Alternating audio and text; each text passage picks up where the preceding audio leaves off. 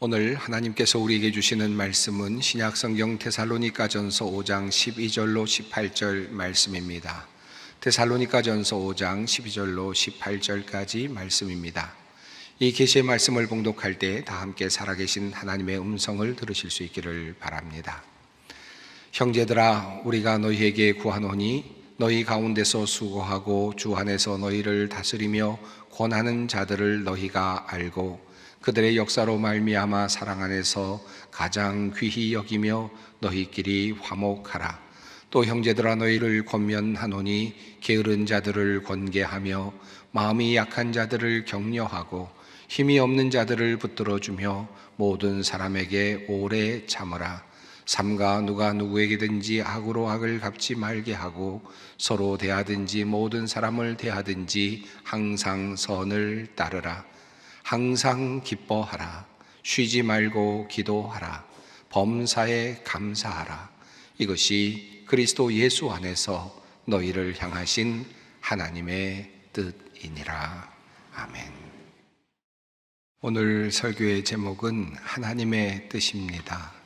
이 하나님의 뜻이라고 하는 큰 주제를 어떻게 한 편의 설교에 다 담을 수 있겠습니까? 그죠? 조그마한 부분을 우리가 함께 오늘을 살펴보려고 합니다. 이와 관련하여서 한 가지 책을 여러분에게 소개해 드리려고 합니다. 오늘 설교의 제목과 똑같은 책의 제목이 있습니다. 하나님의 뜻이라는 그런 책인데요. 제럴드 시처라고 하는 분이 쓴 책입니다. 2000년에 처음 출간이 되었고요. 2005년에 한글로 번역이 돼서 처음 출간이 된 책입니다. 꽤 오래된 책인데도 불구하고 많은 사람들에게 큰 영감을 주고 또 지금까지 사랑을 받고 있는 아주 좋은 책입니다. 여러분께서 하나님의 뜻에 대한 또 관심을 가지신 분이 있다면 이 책을 한번 구입해서 읽어보시면 어떨까 하는 마음을 갖습니다. 저자인 시처는 의사가 되려고 하다가 목사가 된 분이었습니다. 그는 아내 린다라고 하는 아내와 그리고 두 딸, 그리고 두 아들, 이렇게 함께 살고 있었던 아주 단란한 가정을 이루고 있었던 그런 사람이었습니다. 그와 모든 가족은 행복하게 살아가는 것이 하나님의 뜻이다 라고 생각을 하면서 기쁘게 즐겁게 살아가고 있었습니다. 어떤 불행도 이 가정을 넘볼 수 없을 것 같았던 그런 가정이었습니다. 그러나 독실한 목사님의 이 가정의 행복은 1991년 가을의 어느 날 갑자기 막을 내립니다. 한 음주운전자가 중앙선을 넘어서 시처 목사님의 가족이 탄 미니밴을 들이받게 됩니다. 이 사고로 아내 린다, 그리고 딸 다이애나 제인, 그리고 마침 함께 타고 있었던 그의 어머니 그레이스가 현장에서 목숨을 잃게 됩니다. 그리고 나머지 4사람만 생존하게 됩니다. 당시 2살이었던 존, 그리고 7살 데이비드, 그리고 8살 캐서린, 그리고 시처 목사님 4사람만이 생존하게 됩니다. 그는 이 경험을 하고 이 책의 서두에서 이렇게 말합니다. 이 경험 때문에 나는 하나님의 뜻에 대해 생각하게 되었다. 나는 린다와의 결혼이 하나님의 뜻인 줄 알았고 6 식구가 함께 살아가는 것이 하나님의 뜻인 줄 알았고 우리가 함께 누리던 행복하고 안정되고 순조로운 삶이 하나님의 뜻인 줄 알았다. 그런데 그가 이렇게 생각하고 있었던 이 하나님의 뜻은 1991년 어느 날 갑자기 막을 내리게 되었습니다. 어떻게 이런 일이 일어날 수 있단 말인가? 하나님이 어떻게 우리에게 이렇게 하실 수 있단 말인가 하는 그런 의문이 들기 시작을 합니다. 그럼 이제 나는 일생일대의 큰 상처를 안은 채로 세 자녀의 편부로 살아가는 것이 하나님의 뜻이라는 말인가? 과거에 행복하게 살 때에는 당연히 이것이 하나님의 뜻이다라고 생각을 하고 살았는데 갑자기 어려운 일을 당하자 이렇게 사는 것이 하나님의 뜻이란 말인가? 라고 하는 질문이 솟아 올라왔습니다. 그리고 여러 가지 질문이 꼬리에 꼬리를 물게 됩니다. 린다와 결혼하지 않는 것이 하나님의 뜻이었을까? 딸 그레이스 제이는 죽고 캐서린은 살아남는 것이 과연 하나님의 뜻이었을까? 마침 그날 차를 몰고 온 가족이 나서지 않는 것이 하나님의 뜻이었을까? 시처 가족이 엄청난 사고를 당하는 것이 과연 하나님의 뜻이었을까? 늘 이렇게 하나씩 하나씩 물어가면서 그렇게 자신은 궁금함을 풀어가려고 합니다. 늘 행복하게 살아가면서 이것이 하나님의 뜻이라고 믿고 살고 있었던 것을 이제 거꾸로 불행을 경험하면서 이렇게 사는 것이 하나님의 뜻이란 말인가? 라는 질문을 다시 하게 되었고, 내가 하나님의 뜻이다라고 생각하고 살았던 그 모든 터전이 무너지는 경험을 그가 하게 됩니다.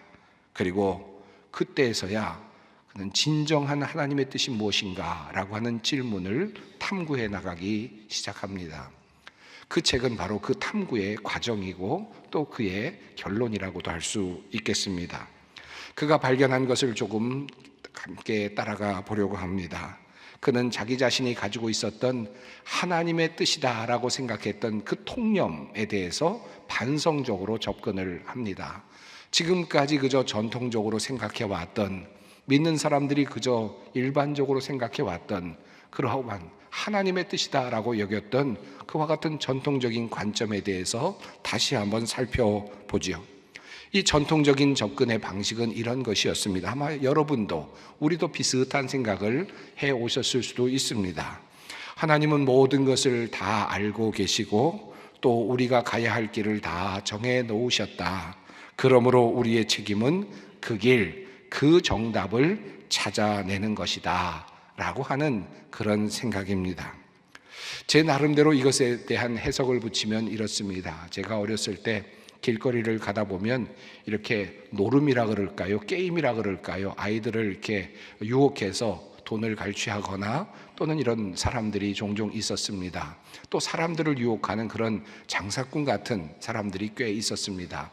고무줄 2개, 하나는 긴 것, 하나는 짧은 것을 보여주고는, 그리고는 그 꼭지, 그 끄트머리를 바깥으로 내밀고는 손으로 말아준 다음에 긴 것을 찾아내면 상품을 주고 또는 짧은 것을 찾아내면 꽝이라고 돌려보내는 그런 놀이를 하는 사람들이 종종 있었습니다. 호기심에서 그것을 하다가 모든 것 잃고 그렇게 갔던 그런 경험도 있을 것입니다. 마치 하나님의 뜻을 이런 것으로 생각하는 그런 사람들이 있습니다.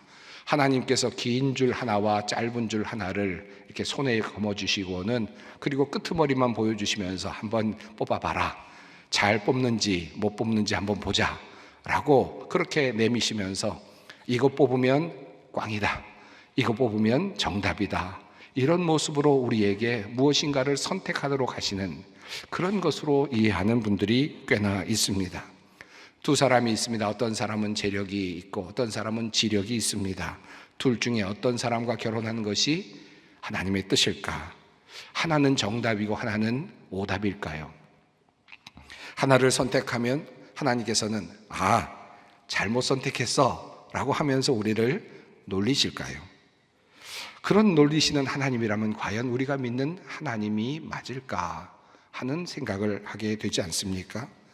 그런 하나님이 우리가 믿는 하나님이라면 그 하나님은 어떤 이유로든지 자신의 뜻을 숨기는 하나님이고 우리로 찾게 만드시는 하나님이 되십니다. 마치 숨바꼭질 하듯이 그렇게 숨으시는 하나님이 되십니다. 그 하나님이 우리가 믿는 하나님이겠습니까? 알 수 없는 미래를 우리 앞에 숨겨두시고는 내 능력껏 한번 찾아봐라, 맞춰봐라, 그렇게 정답을 찾게 만드시는 분이 하나님이시라면 그분은 참으로 짓궂은 하나님이실 것이고 사실은 사랑의 하나님도 아닐 것입니다. 그런데도 불구하고 우리는 종종 이런 관점에서 하나님의 뜻을 생각할 때가 있습니다. 내가 하던 일이 자꾸 문제가 생기고 내 계획대로 되지 않을 때, 또 갑자기 불행한 일이 닥쳐올 때 이런 자책을 할 때가 꽤 있습니다.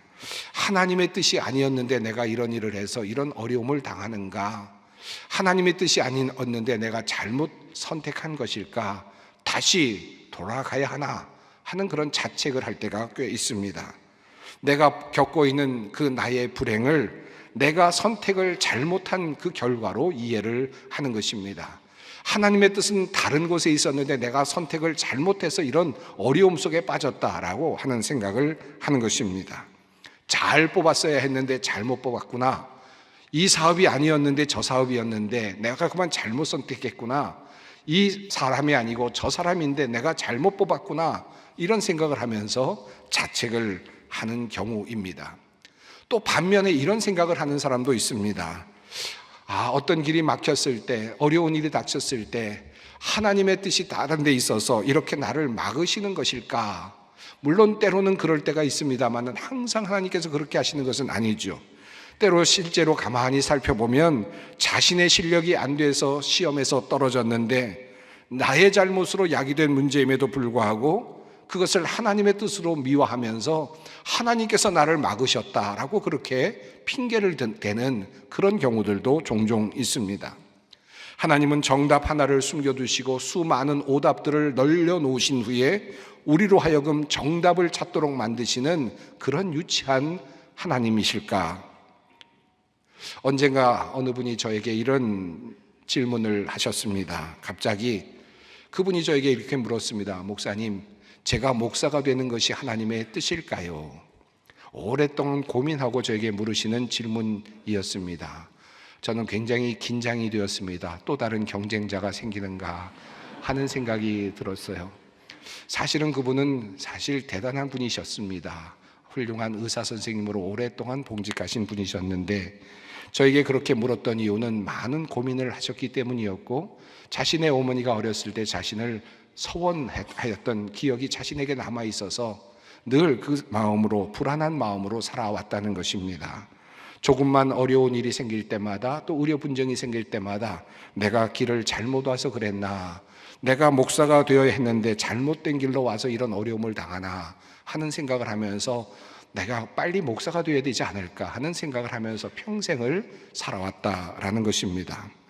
제가 그분께 이렇게 물었습니다. 이제 신학을 공부하시면 얼마 정도 목회를 하실 수 있을까요?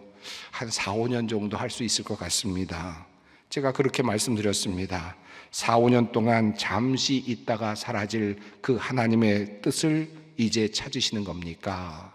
라고 물었습니다. 여러분 한번 생각해 보십시오.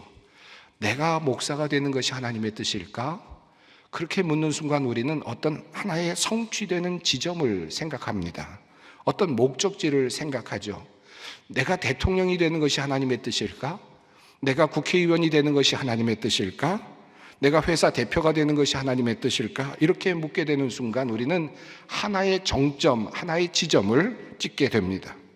목사가 되면 하나님의 뜻이 이루어지는 겁니까? 어떤 목사가 될 건데요? 목사가 된다면 어떤 일을 하실 건데요? 그리고 그 다음에 어떤 일들이 일어날 건데요? 여기에 대한 대답은 전혀 하지 못하고 그저 목사가 되는 것이 하나님의 뜻일까라고만 물을 때가 있습니다. 우리가 대통령에 오르거나 우리가 어떤 자리에 오르건 그 자리에 오르면 얼마나 그곳에 머무르겠습니까? 그것을 하면 얼마나 그곳에서 좋은 일을 할 수 있을까요? 무엇을 하려고 합니까? 무엇을 할 수 있습니까?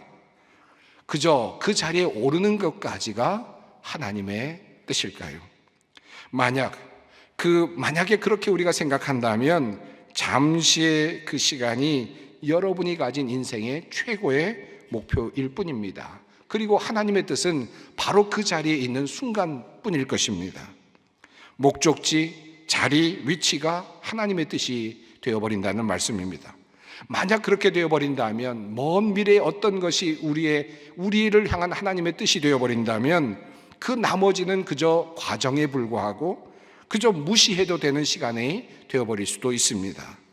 그렇다면 그 모든 과정은 무의미한 시간일까요? 그 목적지까지 도달하기 위한 유예 기간이겠습니까? 그 의사 선생님에게 제가 감히 말을 못했지만 속으로 이런 말씀을 드리고 싶었습니다. 그러면 지금까지 의사로 봉직했던 그 아름다웠던 멋진 시간들은 그저 목사가 되기 위한 유예 기간이었습니까? 기다림의 기간이었습니까? 실패의 시간이었습니까? 이렇게 묻고 싶었습니다. 하나님의 뜻을 어떤 목적이나 미래에 두는 경우가 있습니다. 하지만 하나님의 뜻이란 뭔가 대단하고 거창한 것이 아닙니다. 무엇이 된다, 어떻게 무엇을 한다라고 하는 그런 거대한 사업이나 어떤 직위가 아닙니다. 하나님의 뜻이라고 하는 것은 어떤 성취에 있지 않습니다. 그러므로 하나님의 뜻은 바로 오늘 이 자리 그리고 매일의 순간에서 찾아내야만 합니다. 바로 시처 목사님도 그 부분을 찾아내었습니다. 그는 이렇게 말합니다. 하나님의 진정한 뜻은 우리가 거창하게 하고 싶어하는 큰 일이 아니라 날마다 해야 하는 작은 일들로 이루어진다. 하나님은 우리가 날마다 순종하기를 원하신다. 그분은 가난한 자를 섬기고 자녀를 사랑하고 이웃의 친구가 되고 부정직한 세상에서 정직하게 살며 무엇보다 당신을 먼저 구하는 삶으로 우리를 부르신다. 평범한 삶의 상황에서 날마다 하나님께 순종하는 것이야말로 우리의 삶을 향한 하나님의 뜻이다. 시처 목사님은 그의 책에서 크리스마스 트리 아래에 놓여 있는 크리스마스 날 사람들에게 나눠주는 그 선물 상자를 예로 듭니다.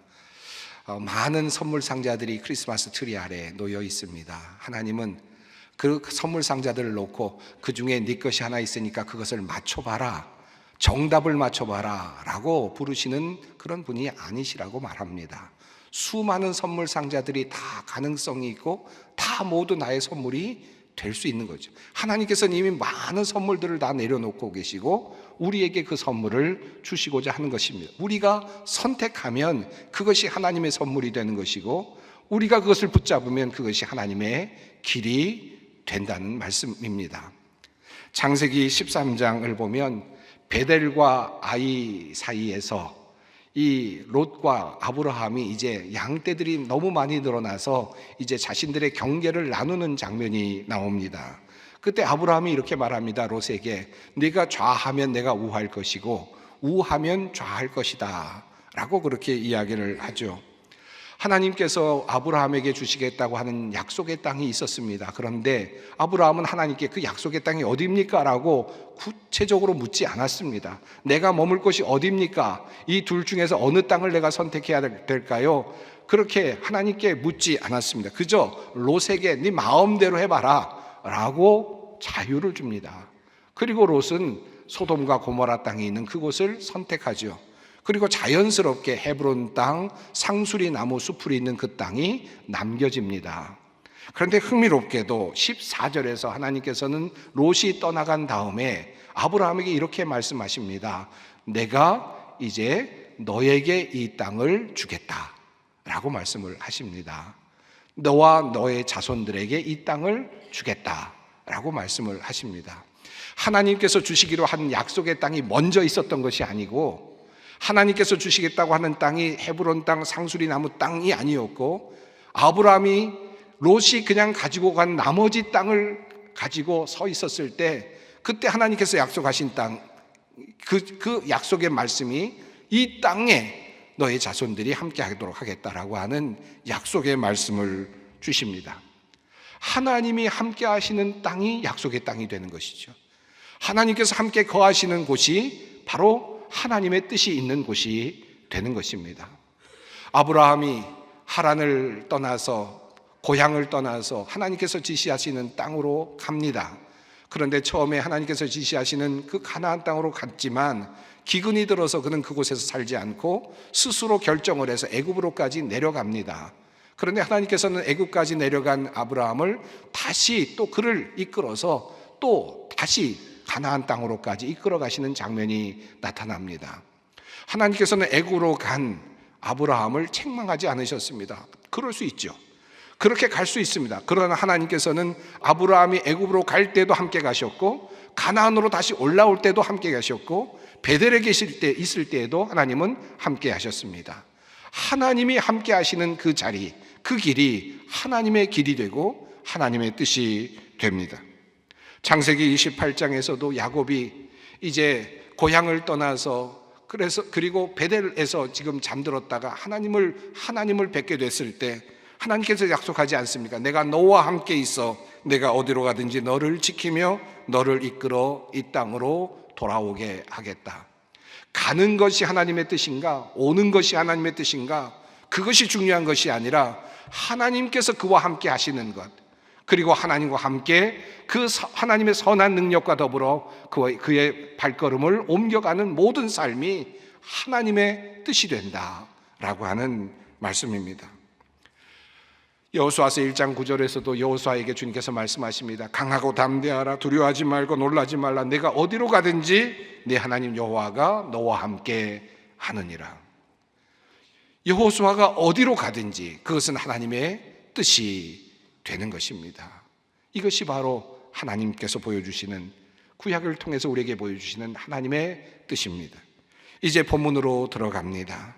오늘 본문은 이것이 하나님의 뜻이니라 라고 하는 아주 분명한 말씀, 그 말씀이 들어있는 성경 구절입니다.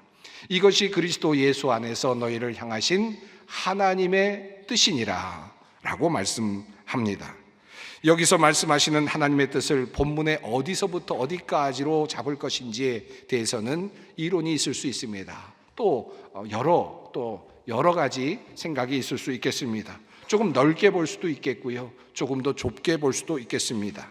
하지만 분명한 것 하나가 있습니다. 이것은 여기서 말하고 있는 하나님의 뜻은 내가 장로가 되는 것이 뜻이다, 집사가 되거나 또는 어떤 특별한 목적을 이루는 것이다 라고 하는 내용이 없다라는 것입니다. 이 모든 것들이 다 삶의 태도와 관련된 것들입니다. 하나님의 뜻은 우리가 사람들과 서로 화목하며 서로 오래 참으며 약한 자들을 격려하고 힘이 없는 자들을 세워주고 악으로 악을 갚지 말고 그리고 항상 선을 행하는 것으로 표현되고 있습니다. 주님은 말씀하십니다. 또 형제들아 너희를 권면하노니 게으른 자들을 권계하며 마음이 약한 자들을 격려하고 힘이 없는 자들을 붙들어주며 모든 사람에게 오래 참으라. 삼가 누가 누구에게든지 악으로 악을 갚지 말게 하고 서로 대하든지 모든 사람을 대하든지 항상 선을 따르라.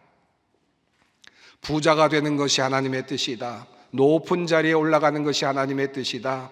모든 사람들의 으뜸이 되는 것이 하나님의 뜻이다. 이 모든 다른 묻백성들을 지배하는 것이 하나님의 뜻이다. 이런 뜻이 하나님의 뜻이라고 말씀하지 않으셨고, 또 너희가 고통을 당하는 것이 하나님의 뜻이다, 어려움을 당하는 것이 하나님의 뜻이다 라고도 말씀하지 않으셨고, 어떤 상황에서든지 어떤 상황 아래서든지 서로 사랑하고 서로 용서하고 서로 세워주는 삶을 살아가는 것이 하나님의 뜻이다 라고 주님은 말씀하십니다. 자, 이렇게 말씀하면서 이제 우리가 늘 마음에 두고 있는 아주 유명한 말씀이 나오죠. 좁게 보면 이것이 하나님의 뜻이다라고 말씀할 수 있는 세 구절이 나옵니다. 항상 기뻐하라, 쉬지 말고 기도하라, 범사에 감사하라 라는 말씀입니다. 이 세 절 모두 한 가지 같은 의미의 단어들이 들어있음을 확인할 수 있습니다. 여기에는 항상, 쉬지 말고, 범사에라고 하는 그런 표현이 들어있지 않습니까? 자, 이것이 바로 하나님의 뜻을 이야기할 때 중요한 내용입니다. 즉 다시 말하면 하나님의 뜻은 어떤 정점에 있는 것이 아니라, 어떤 지점에 있는 것이 아니라, 내가 무엇을 이루는 어떤 성취의 어떤 순간에 있는 것이 아니라, 하나님의 뜻은 항상 존재한다는 뜻이고, 하나님의 뜻은 끊임없이 존재한다는 뜻이고, 하나님의 뜻은 어디에서든지 모든 일 가운데 존재하고 있다라고 하는 말씀입니다. 어려움 속에서도 하나님의 뜻은 존재하고, 우리의 성공과 우리의 화려함 속에서도 하나님의 뜻은 존재하고, 어떤 모든 일에서도 하나님의 뜻은 존재한다라는 말씀입니다. 하나님의 뜻은 어떤 정점이나 목적지 한 지점에 있는 것이 아닙니다. 그저 하나님의 뜻은 항상 끊임없이 언제나 쉬지 않고 범사에 그 뜻을 찾아내어야 합니다. 자, 그렇다면 어떻게 날마다 하는 것이 하나님의 뜻입니까? 주님은 말씀하십니다. 항상 기뻐하라. 기뻐하며 사는 것이 하나님의 뜻이다 라고 말씀합니다. 여러분, 부모로서 자녀들에게 바라는 것이 있죠. 부모의 뜻이 있지 않습니까? 자녀가 무엇이 되었으면 좋겠다라고 하는 바람이 있으시죠. 판사가 됐으면 좋겠다, 의사가 됐으면 좋겠다, 뭐 연예인이 됐으면 좋겠다, 예술인이 됐으면 좋겠다, 목사가 됐으면 좋겠다, 교수가 됐으면 좋겠다, 뭐 여러분 마음에 아마 그런 이런저런 생각들이 있지 않겠습니까? 여러분이 그 아이들에게 그런 뜻을 가지고 있는 이유가 뭘까요? 그 마음의 저변에 숨겨져 있는 뜻은 뭘까요? 이 아이가 행복하게 살았으면 좋겠다라는 마음 아닐까요? 이 아이가 인생을 사는데 즐겁게 기쁘게 살았으면 좋겠다라는 마음이 담겨 있는데, 기쁘게 살면 어떻게 할까 생각해 보니까 판사쯤 됐으면 좋겠고, 의사쯤 됐으면 좋겠고, 뭐 또 유명한 어떤 예술가가 됐으면 좋겠고, 이런 마음이 있어서 그 밑에 있는 저변의 말을 그저 접고 판사가 됐으면 좋겠어, 검사가 됐으면 좋겠어, 이렇게 이야기를 하지 않겠습니까? 그 저변에는 실제로 우리가 원하는 바는 바로 아이들이 행복하게 살아가는 것입니다. 하나님께서도 우리에게 그런 마음을 갖고 계십니다. 너희가 어떤 상황에 있든지 너희가 좀 행복했으면 좋겠어, 너희가 좀 기쁘게 살았으면 좋겠어 라고 하는 말씀입니다. 이것이 하나님의 뜻이라는 겁니다. 어떤 일을 만나든지 모든 일에서 기쁨을 발견했으면 좋겠다. 어려운 국면에서도 기쁨을 발견하고, 그리고 높은 자리에 올라가도 기쁨을 발견하고, 낮은 자리에 내려가도 그것에서 또 기쁨을 발견할 수 있었으면 좋겠다. 좌절하고 쓰러지고 불행해하고 그렇게 살지 말고 기쁘게 살았으면 좋겠다라고 하는 것이 바로 하나님의 뜻입니다. 두 번째 하나님의 뜻은 이렇습니다. 쉬지 말고 기도하라. 이 기도하라는 말씀, 쉬지 말고 기도하라는 말씀은 우리가 예배당에서 새벽부터 철야를 하며 기도하라는 말씀이 아닐 것입니다. 물론 그 말씀도 포함이 되겠지만 기도하는 자세로 평생을 살라는 말 아니겠습니까? 이 기도하라는 말씀 속에는 말씀을 묵상하고 말씀을 읽고 말씀을 되새기면서 찬송하며 기도하며 살라라고 하는 말씀 아니겠습니까? 어떤 일에 있든지 어떤 자리에 있든지 하나님과 상의하고 하나님께 아뢰고 하나님께 도움을 구하고 하나님께 부르짖으며 살라는 말씀입니다. 그것이 하나님의 뜻이다 라고 말씀하십니다. 그리고 마지막으로 이어지는 하나님의 뜻은 범사에 감사하라는 것입니다. 범사에 감사하라. 이것이 그리스도 예수 안에서 너희를 향하신 하나님의 뜻이니라. 범사라는 말은 모든 일에라는 뜻이죠.